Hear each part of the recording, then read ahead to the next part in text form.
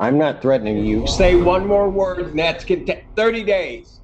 30 days. Hey, what's going on, guys?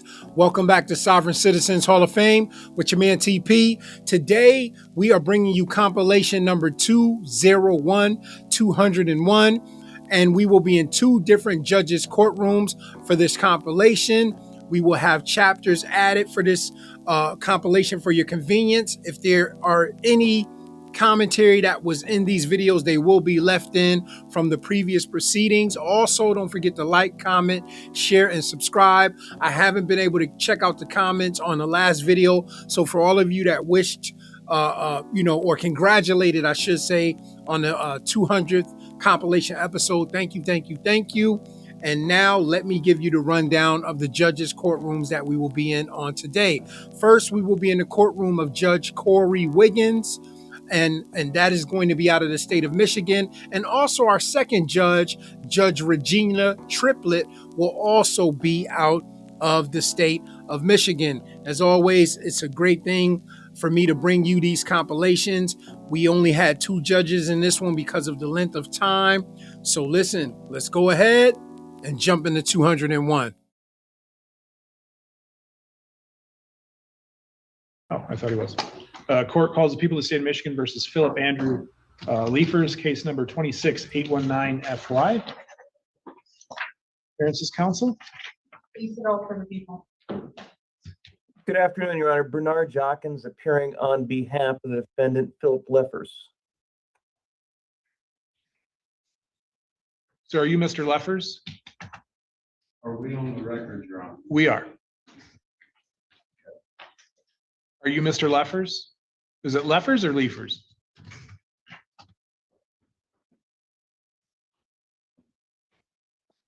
I am Philip Andrew Liefers, being duly sworn, hereby declare my intentions to be a Michiganian national by birth, but not a citizen of the United States.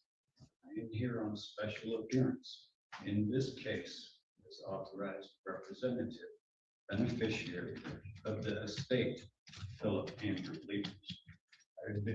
I appear before this court without waiving any rights, claims, defenses, or remedies available to me at law, equity, or under trust or fiduciary law.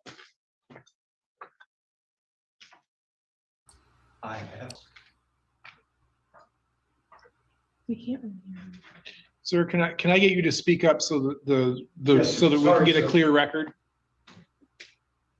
I have my CPAS. I have been working very hard to understand and overstand a lot of things in the past.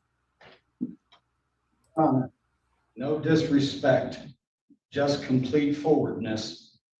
I move the court to take judicial notice of the Michigan Constitution of 1850 and the United States Constitution of 1788. And your oath to it, sir.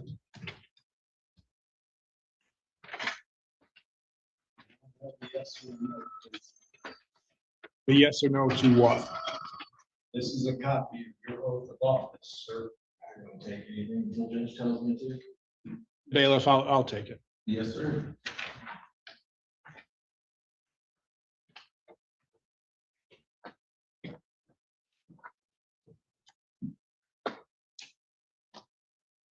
Yes, that is my oath of office and has my signature on it from January 22nd, 2025. You can hand that back to him. Any administrator or executor that refuses to immediately dissolve a Sesta QB trust upon a person establishing their status and competency is guilty of fraud and fundamental breach of their fiduciary duties, requiring their immediate removal and punishment. Per the United States Constitution, Article 3, Section 2, Clause 2, clearly states that when the state is a party, whether defendant or prosecutor, the Supreme Court has original jurisdiction. Supreme Court decision 1796.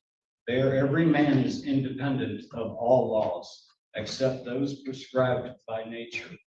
He is not bound by any institutions formed by his fellow man without his consent.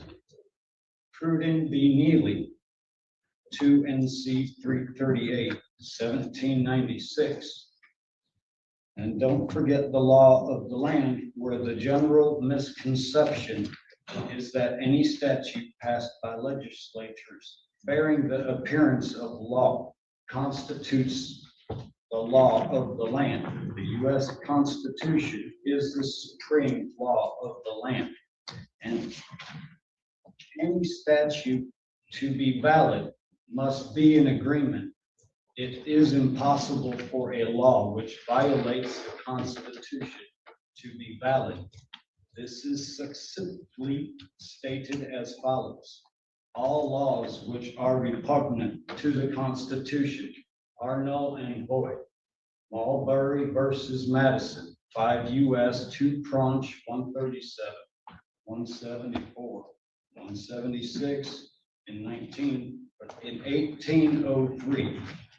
And where rights secured by the Constitution are involved, there can be no rule making or legislation which would abrogate them. Miranda versus Arizona, 384 U.S. 436, page 491. The United States Supreme Court has repetitively held that any judge who acts without jurisdiction is engaged in an act of treason. U.S. versus Will, 499, U.S. 200, 216, S period, CT period 471, 66 L addition 2B, 392, 406, and 1980. I, Cohen versus Virginia, 19 U.S. 6 Wheat, 264, 404, 5L edition 257, 1821. 5 U.S.C. 556D, 557, and 706. Once due process is denied, all jurisdiction ceases.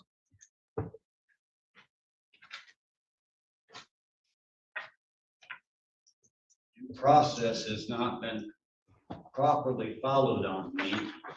I have not been given full disclosure of everything, including the accounting information, the bid bond, the performance bond, the payment bond, all accounting involved in this. As well as I have not been given the almost 1 hour video of the security footage from Save-A-Lot. Only 14 seconds is what I was informed from Mr. Jockins. And when I asked him for it, he denied me access to it. So I am not being given a fair shot.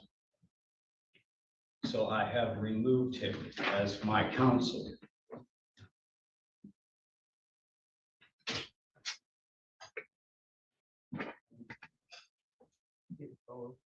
I got lost. Please. Judge, I can't see Mr. Lepers in there. I don't know if the court wanted me to respond. Sure, let me adjust the camera. I'm sorry for that.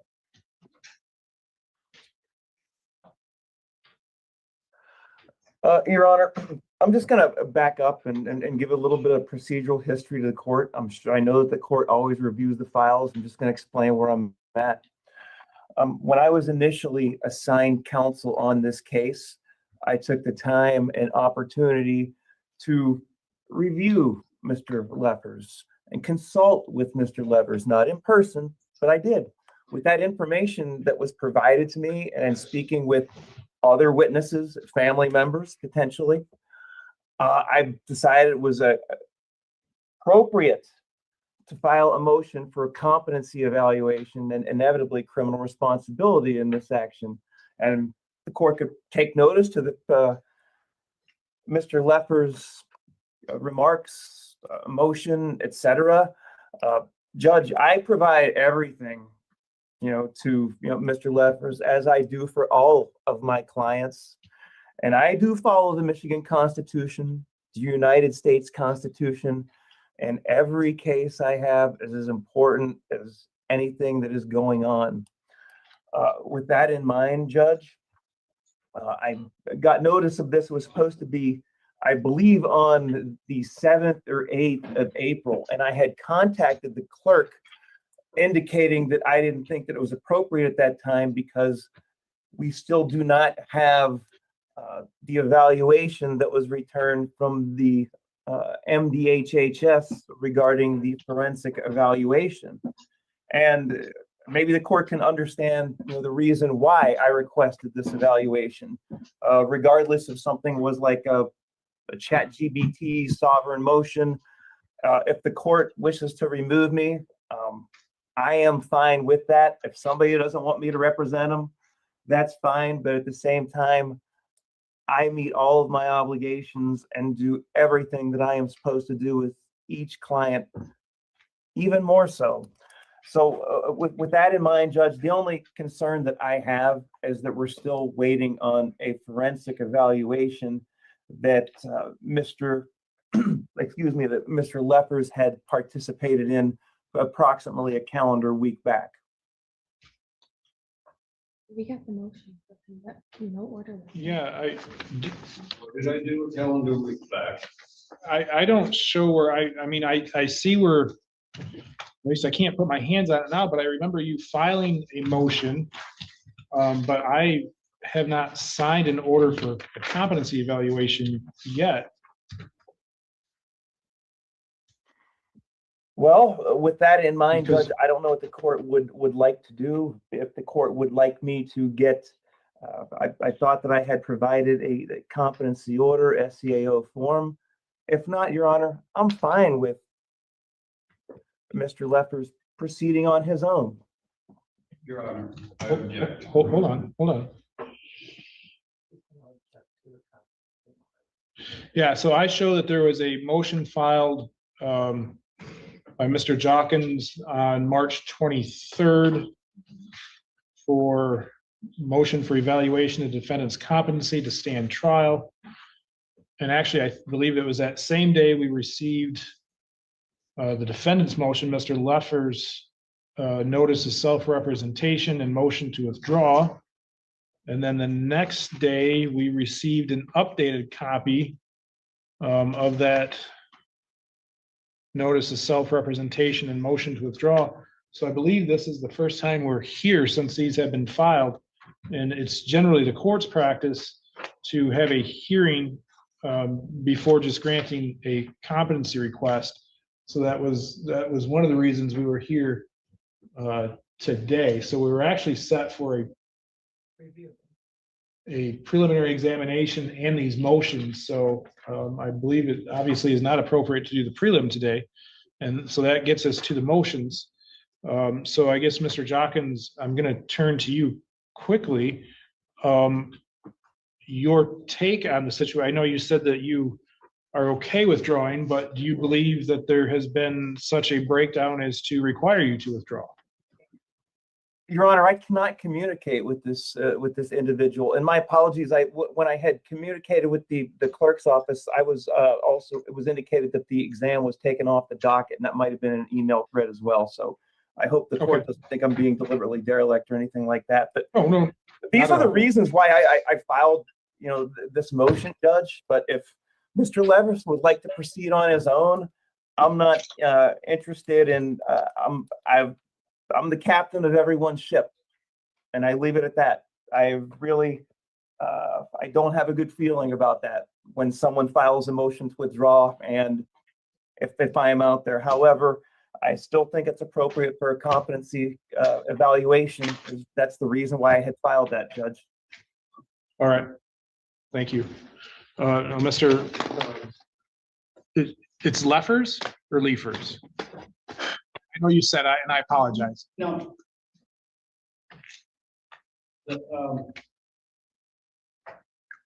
Not entering into any. I understand. It is old order on the building. Living in Quincy, Illinois.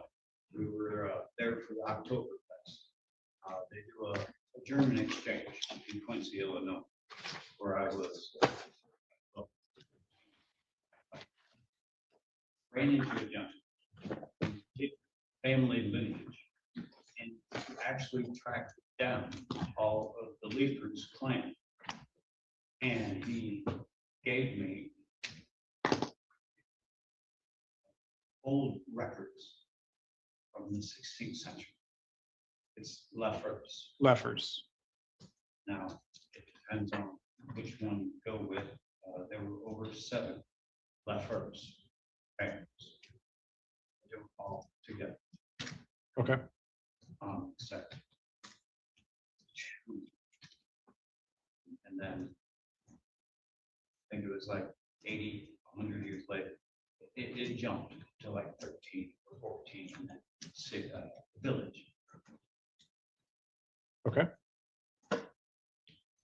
So I want to make sure that I'm following your requests. And I understand that you have some arguments as to, one, whether or not the court has lawful jurisdiction, lawful authority, and also a question of whether or not you have been provided with appropriate due process. Couple that with is your request to represent yourself. Am I correct on that? Yes. All right. And are you requesting to represent yourself? Yes. You do understand that you have the right to have an attorney that either you could hire or that the court would appoint, as opposed to you representing yourself. Do you understand that? Yes. My creator has placed a lot of friends around me with wonderful information that I never knew. And I'm grateful to know this now. I'm sorry for being caught in dishonor in the past. It will not, Yahuwah willing, happen again. I understand my place, and I have always tried to respect the way that things are. Which is why I need to finish this as well, sir, please. Go ahead. And with discovery not being met, there are no medical records, let alone a psych evaluation proving any type of trauma. No harm has been done. No pain has been inflicted and no property was damaged. I have entertained the contract deal of alcohol testing, and I don't drink anymore. And yeah, that was an issue. Not anymore. But in the same token, I can no longer contract with it, knowing that everything's a contract. As you can see from the tests, I even stopped smoking weed and only smoked it right before bed. Since the motorcycle wreck, things have been very uneasy trying to sleep at night. Period.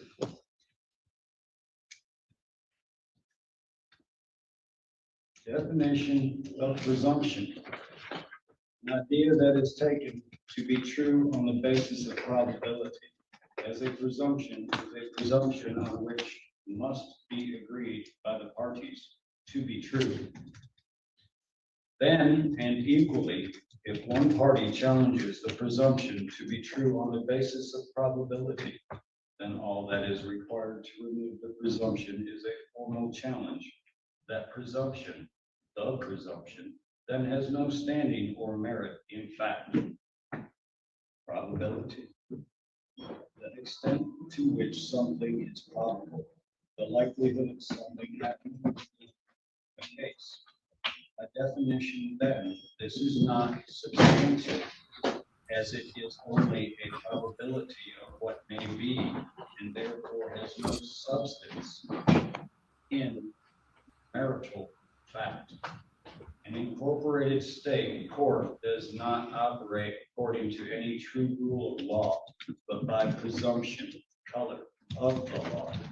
Therefore, if presumptions presented by the private bar guild are not rebutted, they become fact, are therefore said to stand true. There are 12 key presumptions asserted by the private bar guilds, which, if unchallenged, stand true, being public record, public service, public oath, immunity, summons, custody, court of guardians, court of trustees, government as executor beneficiary, agent and agency, incompetence and guilt. Section I, the presumption of public record is that any matter brought before a state court is a matter for the public record, when in fact it is presumed by the members of the private bar guild that the matter is private bar guild business matter, unless stating openly rebuked and rejected by stating clearly the matter is to be on the public record. The matter remains a private bar guild matter completely under private bar guild rules. I, Philip Andrew Leifers, the undersigned formally challenge the presumption of public record, as it is by definition a presumption and by definition has no standing for marital fact. Section 2I. The presumption of public service is that all the members of the private bar guild who have all sworn a solemn, secret, absolute oath to their guild then act as public agents of the government or public officials by making additional oaths of public office that openly and deliberately contradict their private superior oaths to their own guild. Unless openly rebuked and rejected, the claim stands that these private bar guild members are legitimate public servants and therefore trustees under public oath. I am back in place. I do not need a trustee over my estate. Will govern as my creator wants me to. I, Philip Andrew Leifers, the undersigned formally challenge the presumption of public service as it is by definition a presumption and by definition has no standing or merit in presentable or marital fact. Section 3I. The presumption of public oath is that all members of the private bar guild acting in the capacity of public officials who have sworn a solemn public oath remain bound by that oath and therefore bound to serve honestly, impartiality, and fairly as dictated by their oath. Unless openly challenged and demanded, the presumption stands that the private bar guild members have functioned under their public oath in contradiction to their guild oath. If challenged, such individuals must recuse themselves as having a conflict of interest and cannot possibly stand under a public oath. I, Philip Andrew Leifers, the undersigned formally challenge the presumption of public oath as it is by definition a presumption and by definition has no standing or merit in presentable or marital fact. IV. The presumption of immunity is that key members of the private bar guild in the capacity of public officials acting as judges, prosecutors, and magistrates who have sworn a solemn public oath in good faith are immune from personal claims of injury and liability unless openly challenged, and their oath demands, as it is here, the presumption stands that the members of the private bar guild as public trustees acting as judges, prosecutors, and magistrates are immune from any personal accountability for their actions. I, Philip Andrew semicolon, Leapers, the undersigned formally challenge the presumption of immunity as it is by definition a presumption and by definition has no standing or merit in presentable or marital fact. B, the presumption of summons is that by custom and summons unrebutted stands, and therefore one who attends court is presumed to accept a position, defendant, juror, or witness. In jurisdiction of the court, attendance to court is usually invitation by summons, unless the summons is rejected and returned with a copy of the rejection filed prior to choosing to visit or attend. Jurisdiction and position as the accused and the existence of guilt stands. I, Philip, semicolon, Andrew.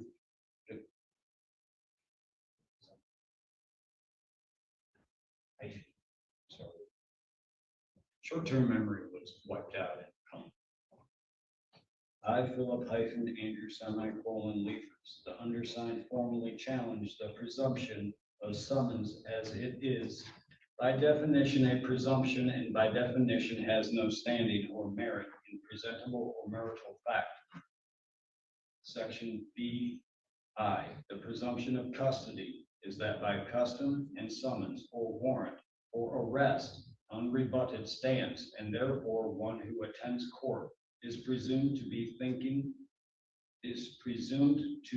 a Judge, I'm thing. sorry, I'm objecting at this point. And You know, right now, there's hold on. nothing that's relevant. This is just rambling and rambling and rambling. Chat GBT, sovereign citizen stuff. Be a thing, and therefore Right, liable Mr. to be Leffers, I need you to stop for a second. So this is what I'm going to do. Mr. Jockins, I'm going to allow you out of the case. So you, I'll sign an order in that regard. So you're free to go. Sir, that I know you have a lot to get out there. Now, I know, and admittedly, it's been a while since I've seen this type of material out there, but I have seen it, and I'm familiar with the position that you have. And I understand that you are essentially challenging the authority that one, I have as the judge, two, that this court in totality has, and three, anything that the any charges that the prosecutor might have. I can tell you that based on what I'm hearing today, I'm not going to allow you to represent yourself. I don't think, well, I understand that those are your beliefs and your feelings. I don't think that represents a true grasp of the reality of how this republic works, how this state works, and how the court works. And so for you to represent yourself, I think is going to potentially do more harm than good for you. So what I'm going to do, as you've heard, I've allowed Mr. Jockins out of the case. But what I'm going to do is I'm going to make another referral to another attorney for you. All right. It's not that I don't think that you're smart enough to handle the case. That's not it at all. I have there's some procedural issues here, and that is, I'm going to be honest, will probably go to your detriment. And that's and you've got some pretty serious charges here. One of them is a 4-year felony. Means, you could have up to 4 years in prison. So I want to make sure that you have the appropriate legal representation. And for that, I'm going to deny the request for you to be able to represent yourself. So we'll make another referral to the public defender's office. It might take a little bit of time because for whatever reason, this case went to a conflict attorney, which tells me that the public defender's office has some sort of conflict. What that conflict is, I don't know. But that's how Mr. Jockins came in, is he's a conflict attorney that they work with. So they'll have to reach out and find another attorney for you. Okay, Your Honor. yes.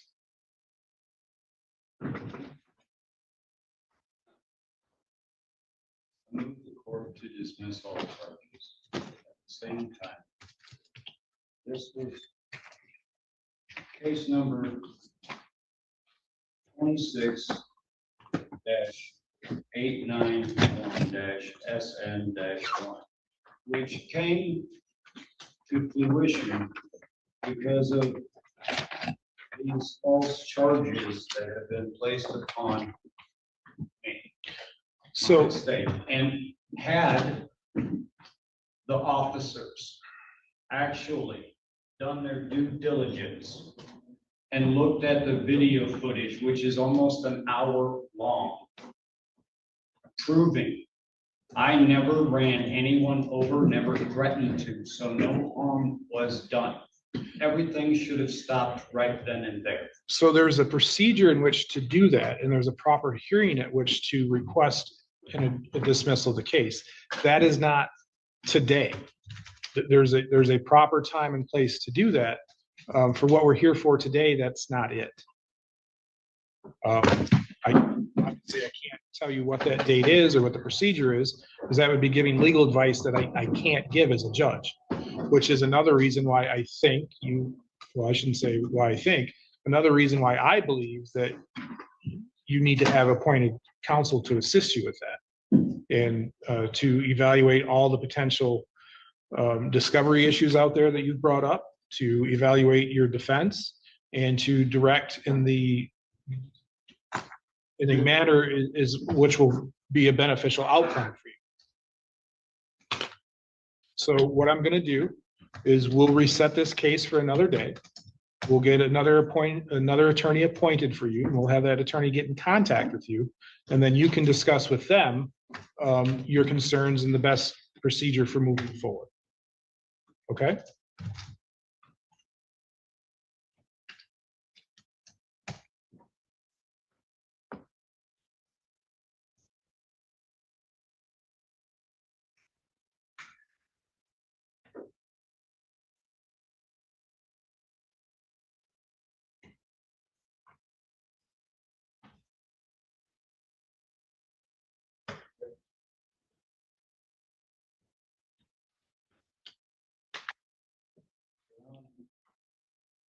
Problem with that, though. I know this book side do. I do now. It goes against the Constitution. Even if you do have a conflict. So if you want to push this to the Supreme Court, I'll go and stand in front of the Supreme Court. Well, I'm okay with that. that's certainly your prerogative to do that. So, and that's why we have the appellate courts in place. So I need a ruling, sir. Are you going to dismiss these charges on lack of jurisdiction and a violation of my constitutional rights? Article 3, Section 2, Clause 2. All right, Mr. Leffers, I have found that I'm not allowing you to represent yourself in the court. So it's not appropriate for me to give a ruling today because I'm not allowing you to represent yourself. That is something that an attorney can assist you with. I will state, as I stated before, today is not the proper time to entertain that request for a dismissal. So you can go out to the front window where you checked in and you can get your next court date. And hopefully we'll have an attorney appointed for you by that date. All right. What are you thinking about the dates, sir? My guess is it's probably going to be next Tuesday. Next Tuesday at, let's reset it for a PCC. 10:30. 10:30. What would that date be? That date is April 21st. 21st.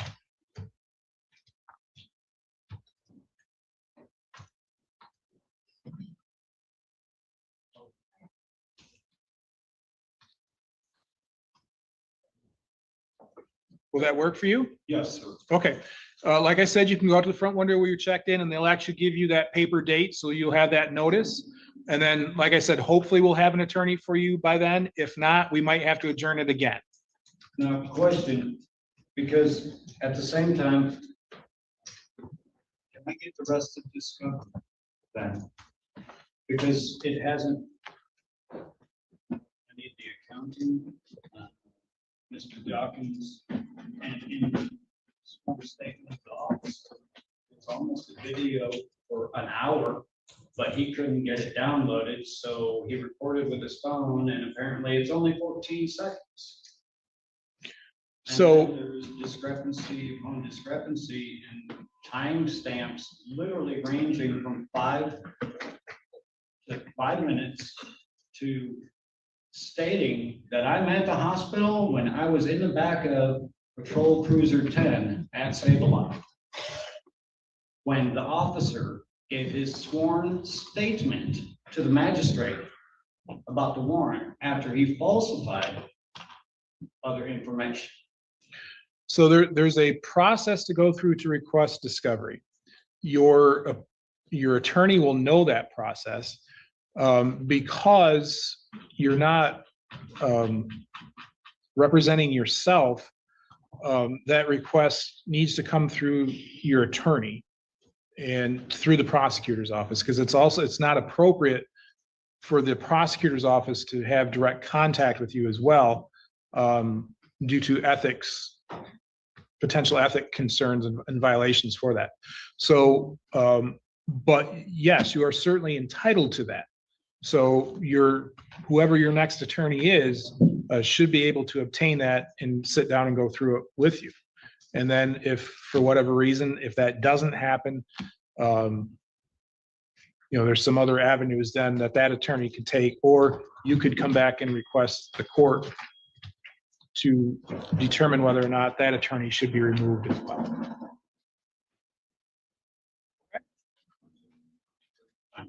All right, thank you. Have a good day. Don't forget to stop at the front window.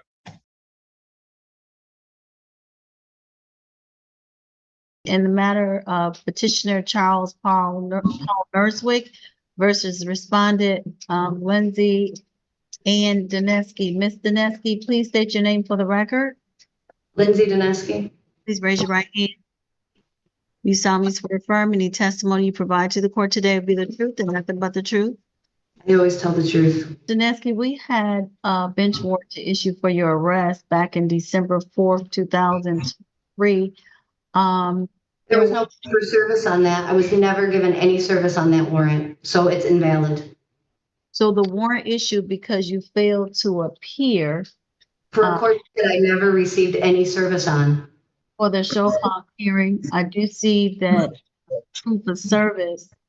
I was in another state, so there's no way I received any proof of service, and you guys had my email and my phone number, and nobody ever contacted me, so this needs to be thrown out immediately. So that's not how the court. Yes, it's what the law says. The law says if I do not have proper service, it's an invalid warrant. Okay, Miss. We had a trial on this matter because I've never been able to present any evidence. Be quiet. This is my hearing and I'm allowed to speak at my own hearing. I have to let you know, I'm arraigning you. You're reading on an invalid warrant. This needs to be dropped immediately. Is this an Article 1 court or an Article 3 court? Because if this is not an Article 3 court, you have no right to adjudicate anything to do with my liberty interests. And my children are my liberty interests, and they are my offspring. And this man attacked me, so this entire PPO is based on fraud and is void. So that not only can you not arraign me, but you need to overturn the PPO immediately.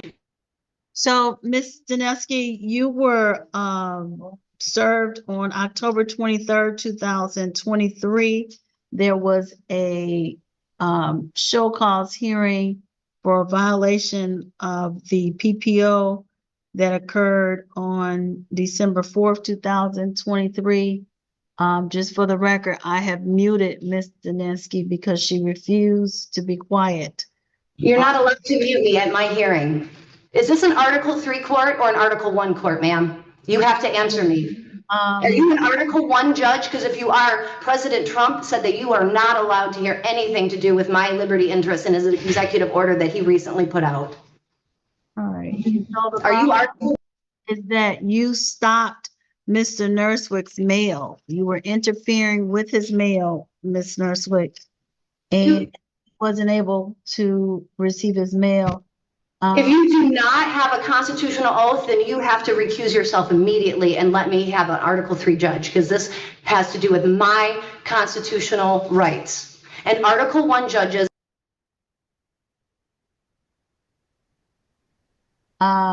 So the court is in receipt of a customer information form that Do appears not consent to this PPO, and you must prove and show your oath. USPS at an address of 18337 Ewell Road, Belleville, Michigan. I was not living there. I had been evicted from there previously in June, so there was no proper service. The petitioner filed a motion complaining that you, Ms. Dineski, stopped his mail. I didn't stop anybody's mail. He came and stole my mail and signed for a certified letter that he sent me, so I didn't receive it. And you guys won't let me show evidence. This has been going on for over a year, and I've never once been able to show evidence, and I've demanded a trial multiple times, and you've denied me a trial. So you're going to be going to prison under USC 18, 241 and 242, and I'm going to be asking for the death penalty for you. Well, guys, as you can see, Ms. Dineski definitely has her sovereign citizen head on, her wild head on. She's telling the judge, listen, if you're an Article 1 judge and not an Article 3 judge, we heard her, Trump is not allowing you to basically hear my liberty interests and so on and so forth. And to me, she really went over the edge, and the Judge Triplett, just pretty much ignored it, didn't really entertain it. But for her to say, and I guess obviously she didn't entertain it because it was nothing to entertain. It wasn't a real thing that could happen. But the fact that she told her that she was going to be pressing charges and, having her going to jail and then seeking the death penalty, I mean, that was just super insane for her to say, especially knowing that that's something that can't possibly happen, which may show us that something is definitely going on in Ms. Dineski's head. But nonetheless, let's jump back into this proceeding. Stand by. Yeah, stand by. This is also a bill of pain and penalties, which has been outlawed by the Constitution, Article 1, Section 9, Clause 3. You are using an unlawful PPO to withhold me from my offspring, which qualifies as kidnapping and hostage taking and treason and torture. This matter is void ab initio from the beginning because it's based on fraud, and fraud vitiates everything. Marbury versus Madison, anything repugnant to the Constitution is void. This is a violation of my free speech. This is a violation of my right to petition the government for redress of grievances. It's a violation of my Second Amendment because you said I couldn't have a weapon or bear arms. Ms. Danelski, I'm going to put you in the breakout room with Ms. This is a violation of my Fifth Amendment. This is a violation of my Sixth Amendment. This is a violation of my Seventh Amendment. This is a violation of my Eighth Amendment right, my inalienable Eighth Amendment right. This is a violation of my Ninth and 10th Amendment rights. You are violating all of my rights, and I have not ever been allowed to be heard. Due process allows me the right to be heard, and this has been ongoing since 2023, and I have never had the right to be heard. And I've had my babies unlawfully held from me based on fraud, which I never got to present evidence to prove otherwise. Okay, we don't have a prosecutor. I'm putting this over. I want to reconvene at 2:00. I'm demanding a quo warranto. All right. And Deputy, did you hear me? Officer? Your Honor, I do have a 2:00. Did you want me to come back? I have a 2:00 in judgment. I don't need an attorney. I don't consent to an attorney. Yeah, I can't. I don't have a prosecutor. I need you to come back. What about 2:30? I want to say something. You guys are. Your Honor, I'm talking to 5 days. I have no prosecutor. I was not even notified of this court. I was not even given notice of this court date, and I've been here. So let's say 1:45. I don't have a prosecutor. You need to be quiet. This is my hearing. Can we do 1:45, officer? Yeah, 145. Okay. All right, we'll I'll be see y'all back back at 1:45. Okay, thank you, Your Honor. I do have one question. Go ahead, officer. Just for staffing purposes, can you give a time, because that's right around shift change, do you think that that hearing would be done by 2:30 or are we I'm waiting looking on the at prosecutor. I can't, Well, it has the to, record is Your Honor, going I have now. a 2 o'clock. I can't call it. So, Prosecutor, I'm asking for this to be Okay. dropped. yeah, 1:45 is the time that I have. I want Okay. you to answer any of my questions. Your Honor, I'll see you at 1:45. Thank Sounds you. good. You just ignore my questions. I do believe arraignments can take place without the prosecutor's office, but I kind of thought so. I Might be. did start, but for this particular one, Yeah, this one, I think. considering the fact that, you know, yeah, I've been, this is, we needed you here. That's why I started off and I was like, oh no, let me.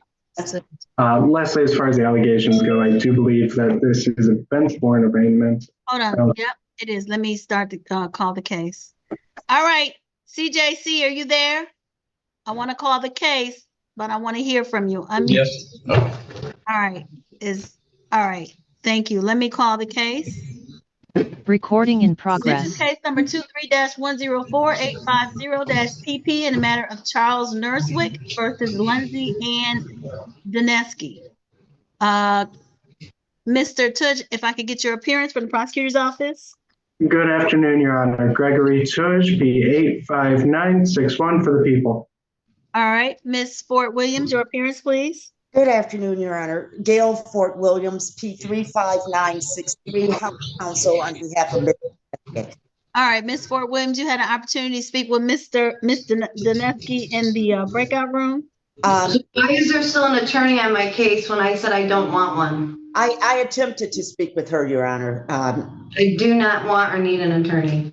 All right, Miss Fort Williams, I just want you to stand by at this time, if you can do that. And I'm entitled to relief from judgment under Michigan Court Rule 2.612 because I was not personally notified of this matter. And so it needs to be dismissed immediately. Ms. Dineski, you were arrested for a warrant issue because of your failure to appear. A failure to appear on something I was not personally notified on. So under Court Rule 2.6123, not personally notified, I am entitled to relief from this proceeding and action. Let me hear from Mr. Tudge. Go ahead, Mr. Tudge. Your Honor, it does appear that 2.512, I believe, was the citation, which 2.516. I'm sorry, 2.612. Chapter 2 of the Michigan Court Rules governs the civil procedures. This being a quasi-criminal matter, This is a civil procedure because it's family court. Hold on, Miss Dineski, let Mr. Tudge speak. It's not quasi-criminal, this is civil. All right. So that's a twisting. This is a family court matter. Ms. Dineski, please let Mr. Tudge speak first, please.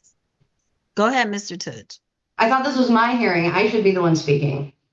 Mr. Tudge is from the prosecutor's office. He doesn't need to be on this case because it's civil. Prosecution doesn't happen on civil cases. Go ahead, Mr. Tudge. Thank you, Your Honor.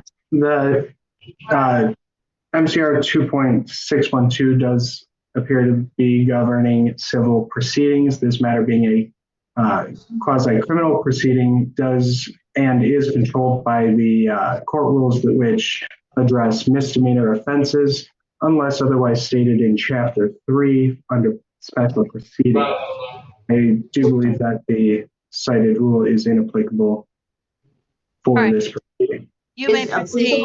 I'm sorry, I didn't hear him. Did he say applicable or inapplicable? It is applicable, Mr. Oh, okay.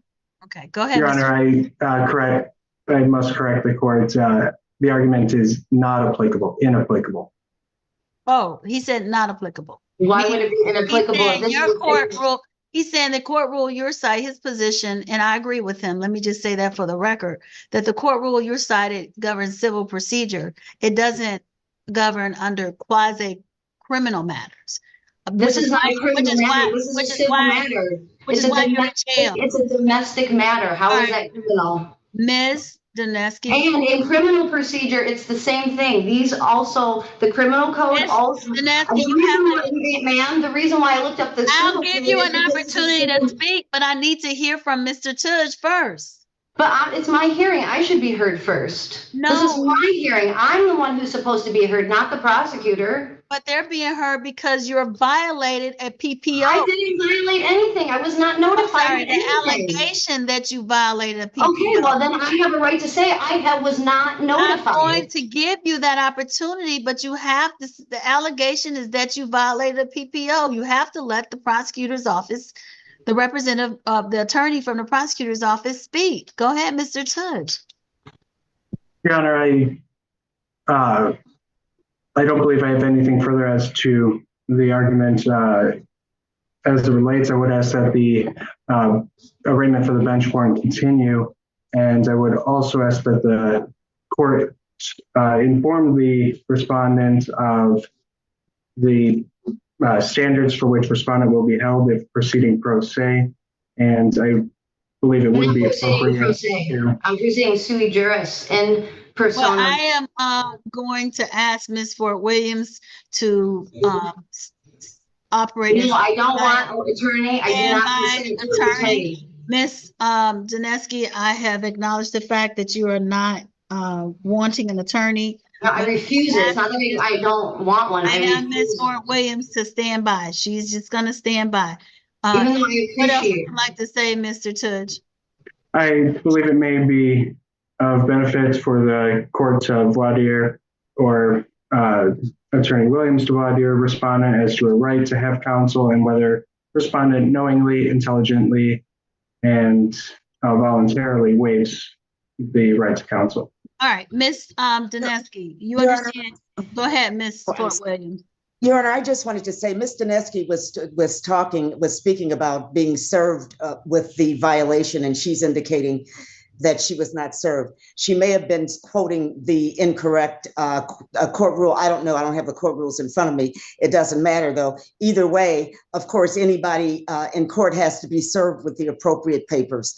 What she is indicating is that she was not served. And I indicated to her, but I don't think she was listening to me because she was talking and I couldn't talk. I indicated to her that this is an arraignment and that she will have the opportunity to address service or lack thereof, if that is the case, when a trial is set or whatever is set. No, according to versus McVicker, I can challenge us at any time. Ms. Dineski, you have to be quiet. For purposes of what she was indicating, Your Honor, it is true that everyone has to be served. I don't know about that court rule, and it doesn't matter whether she's quoting all these rules. It doesn't matter. She's indicating she wasn't served. That's all. Now, you know that you are aggravating the courtroom when your own attorney gets so frustrated that she tells you to just straight up be quiet. Now, we've seen a lot of sovereign citizen proceedings here on the channel, and we've seen different sovereign citizens go in on their attorneys, so on and so forth. But I've never seen any attorney tell their client to be quiet, even if it's a sovereign citizen, even if they don't like what they're saying and they're not listening. But this lady is totally frustrated. She's had it with Ms. Dineski, and Ms. Dineski just keeps going on and on and on. Thank you. Thank you. But the thing is that it doesn't matter if this is Miss. Procedurally, there are things we have to do, Mr. No, not if my rights are violated. Procedure does not have my rights. Mr. Tudge, do you have a response to that? Your Honor, it's indicated, I believe in the court record, a proof of service has been submitted. If there are further questions as it relates to service, and ultimately it may be, however, I leave this to either respondent, or if respondent wishes for an attorney, respondent's attorney to address that if there is a request or a motion to have the court issue a summary judgment as to the alleged violation, the burden of proof would be on the respondents to do so. All right. It would not be. The burden of proof is on the one who would process the service. I was out of state when this hearing was set up. I do show that a proof of service was filed for notice of hearing for the show cause that took place on December 4th, 2024 by the attorney that was representing Mr. Nurswick. So where did he serve it to? Because I wasn't even in the state of Michigan. I was living out of state at the time, and you guys they have my email, and they never even emailed me. They have my phone number, so I wasn't notified by phone, email, or mail. So if they served it to the Elwha house, Chuck is the one who signed it, which is fraud. He has been defrauding the court since the beginning of this. There is a proof of service in the file that was filed on November 8th, 2023, that a notice of hearing for the show cause on December 4th went out. Have you, Ms. Fort Williams, talked to your client? How would you like to enter a plea on her behalf? What plea? No, she doesn't need to enter a plea on my behalf. I said I don't want an attorney. Why do you keep going to her? I want to speak for myself. All right, let me say this. Ms. Dineski, you've been advised of your right to have counsel. Is that correct? No, I have a right to assistance of counsel. All right. Okay. Do you want assistance of counsel, Ms. She can assist. She already told me her opinion, so I appreciate that, and I'm competent to speak for myself now. But I do appreciate her very much. So you asked for the assistance attorney, Ms. Fort Williams. No, I didn't ask for it. She gave it to me, and I accepted her opinion. But I don't. The law does not agree that I can't ask for this to be dismissed in an arraignment, because Lufkin v. McVicker so your request for dismissal is denied. Why? And Your Honor, I would ask. And you have to. I'm also. Hold on. I need to hear from Ms. Fort Williams. It's my turn to speak. When do I get to speak? Hold on. Your Honor, I asked that a plea of not guilty be entered, and I'm asking that she be given personal bond. She is a resident of Detroit, Your Honor, and she's been incarcerated since the 13th. And I'm asking that she be released on her personal recognizance. Thank you. Because I'm living locally. If I knew there was a court hearing, I would have been there. Judge, if I can hear from you, please, as it relates to bond. Your Honor, as it relates to bond, I did have the opportunity to speak with the petitioner prior to today's hearing. It's my understanding that there has been numerous instances of contact with the contact from respondents beginning on or around December of 2022, which I understand predates the personal protection order, this being when unwanted contact is alleged to have began, and the last instance of unwanted contact on or around February of 2025. Just 5 weeks ago is what I've been informed of. I would, given both the allegations of contact and the information of continuous contact, as well as respondents' failure to appear for the prior proceeding, I believe was set for a bench trial, it does appear that there may be a concern of respondent attending future court hearings. And as such, I would argue that a GPS tether would be appropriate for both the security of the public and petitioner, as well as securing the respondent's future attendance at court proceeding. All right. Do I get a chance to speak on my own behalf? I'm going to give you that chance. Ms. Dineski, are you incarcerated for any other matter?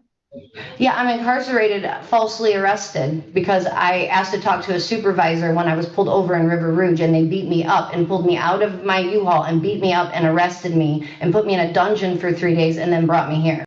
All right, so I'm fighting those charges as well. And the thing is, this PPO, since the beginning, ma'am, I have been telling you that this needs to be dismissed. I have not had my chance to put any evidence in. You unlawfully dismissed the PPO that I had against Charles Nurswick, and then you went ahead and reissued a PPO right after you dismissed the one that I had against him, which is unlawful. You dismissed the original PPO against Charles Nurswick that I had after he admitted to trying to run me over. I'm talking now. It's my turn to talk. Let me talk. What is your bond on the felony case? You're charged with a felony right now? I am, unlawfully. And I'm already getting a tether, so it's a moot point. So what is your bond on that case? $10,000.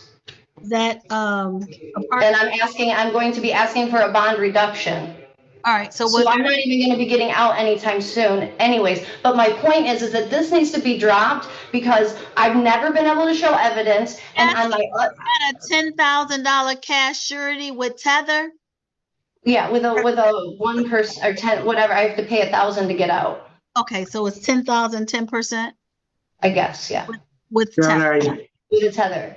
So the thing is, but my point is, I would like to speak on my own behalf about this PPO because you dismissed. You need to recuse yourself because you have violated my rights from the beginning of this case. You did not let me show evidence in my original PPO case, and you dismissed the PPO when I never had a chance to have evidence. And that man, Chuck, who kidnapped my babies from me, who has never even been found to be the biological father of these children. Lawfully. The thing is that you dismissed. You said I could have a chance to talk. Please let me state my case. Mr. Tudge would like to speak at this time. Go ahead. It's my turn. You said I could have it, and you keep letting them speak, and you will not let me speak. It's my turn to speak. So I'm going to say that this needs to be dismissed because you did not let me show evidence, and then you dismissed the PPO against a dangerous man who admitted to trying to run me over with his vehicle on his documents, and then you dismissed it and turned around and gave him a PPO against me when I was asking him to let me see Haley, who I raised for 5 years, and to get diapers for our babies, who he had abandoned for over a month, and then he kidnapped, and then you facilitated that kidnapping. So you must recuse yourself from this case because you have violated my rights numerous times, and I've asked for a quo warranto. I have asked you to show me your Article 3 oath, and you have refused. And if you're an Article 1 judge, you cannot oversee this matter. Mr. Netsky, your request to dismiss the matter is denied. Why? Mr. Tudge. Why? What lawful reason do you have to continue this? Mr. Tudge, what would you like? Judge, you need to answer me. What lawful reason do you have to continue this? 1 second. Go ahead, Mr. Tudge. Thank you, Your Honor.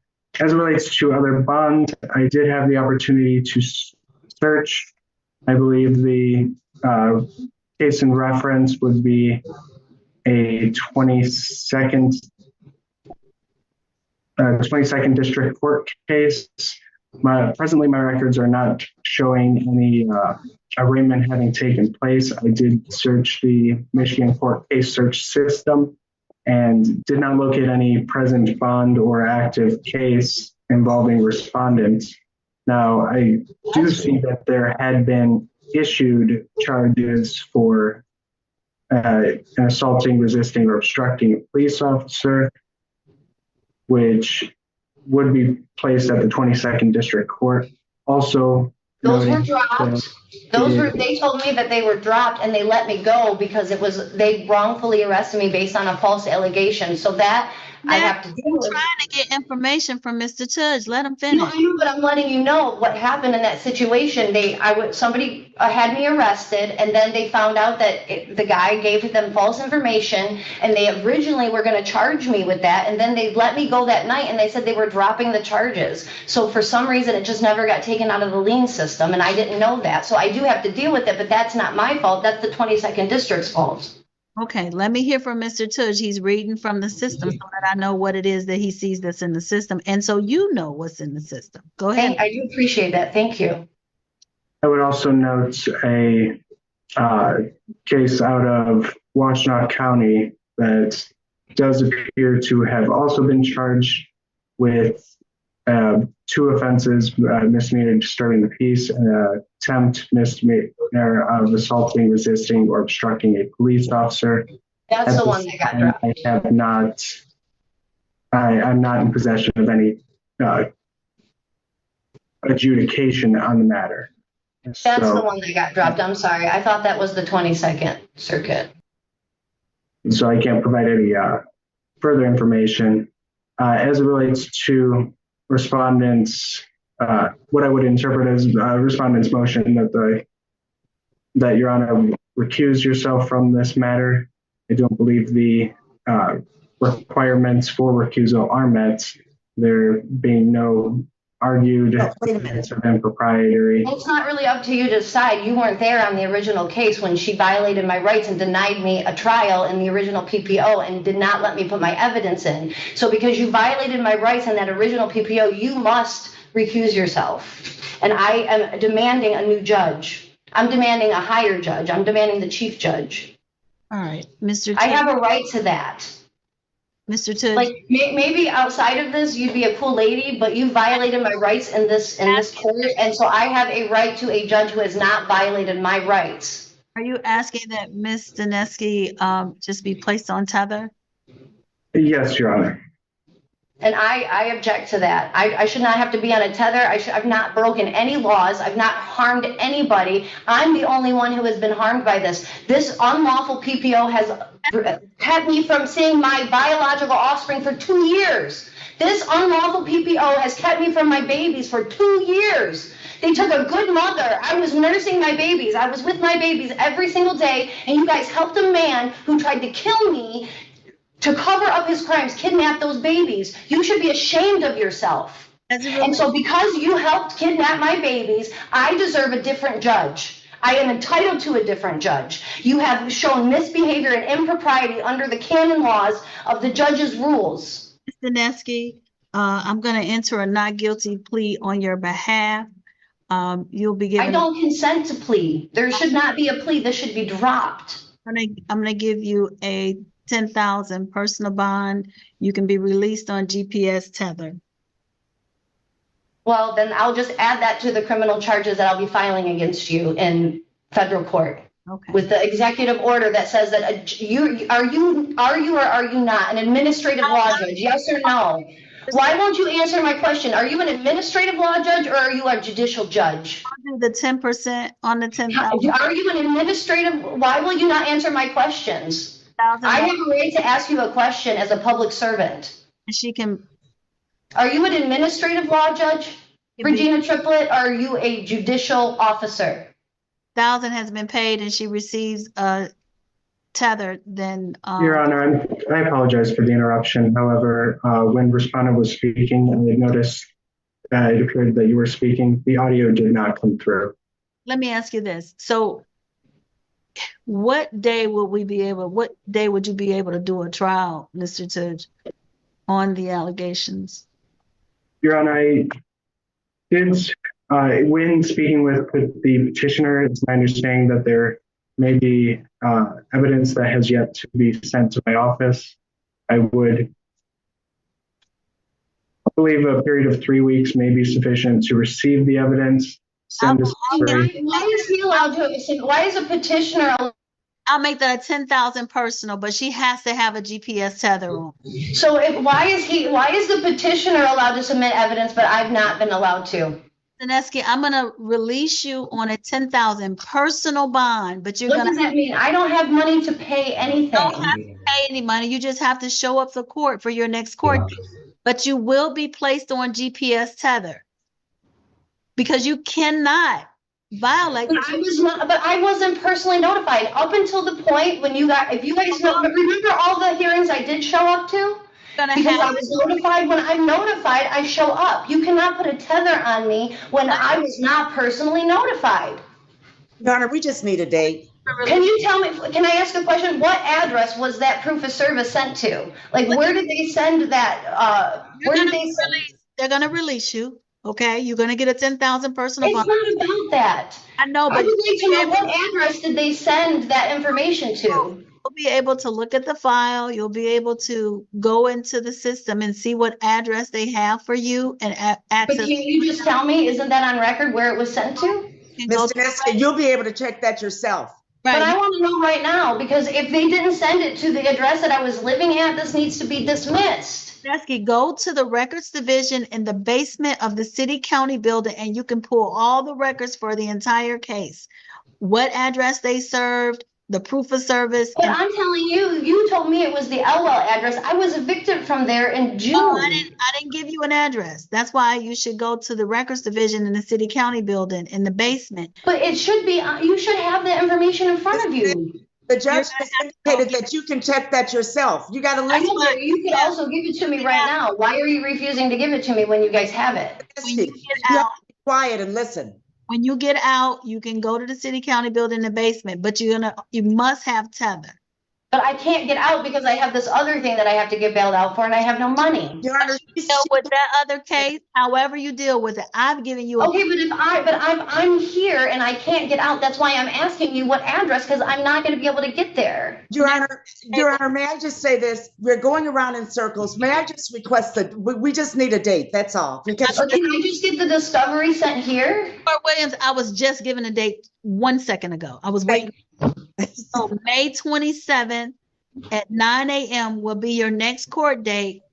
Do you have that, Mr. Tudge, Ms. Fort Williams? Yes, Your Honor. All right. So we'll see the parties back on May 17, 2020. No, you said 27, right? 27. I apologize. Okay, thank you. At 9 a.m. Okay.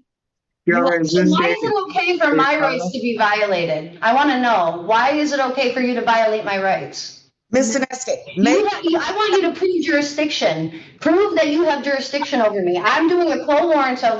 I'm demanding a quo warranto, and you have to prove jurisdiction over me. You're gonna get out with tether. You'll be able to access. It's not about that. This whole entire matter is void ab initio. So you have never proved jurisdiction over me from the beginning. To say something. Go ahead, Mr. Tudge. You got to get it out.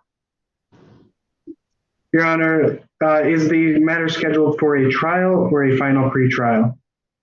Let's schedule it for a final pretrial. So that's May 27th at 9 a.m., Ms. Dineski. Yes. Thank And you so much, Your Honor.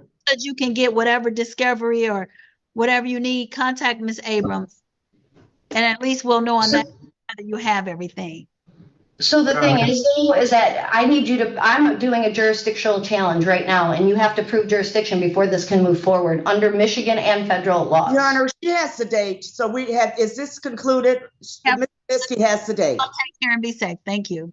Thank you. Oh, so you're not going to establish jurisdiction. Okay, one more crime. Well, guys, we've come to the end of this proceeding. And honestly, you've seen everything. It's not even a whole lot for me to say.